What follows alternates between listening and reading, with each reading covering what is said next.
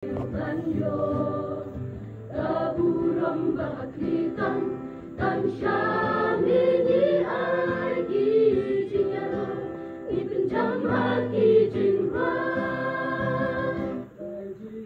Given crown yami, yaro yami, riding on the crown, oh taburam rekapau, guming sinjongga, tuker kuya utran, kajingin paulaan.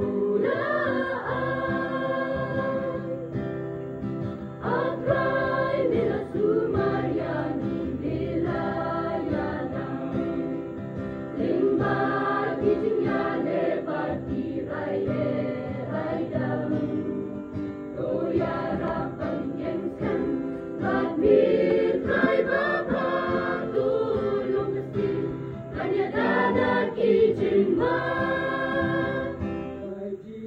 Given crown yami, yaro yami, riding on the crown, o kaburang rekapau, gumin simjongga, tuker kuya utran, kajingin paulaan. Todut syamini ay minta tushim atray, kine kilong kijing ay syamini penpay, to islay ng penjanan, to pengkudrude bat tuplong, katungkelma kujongmin.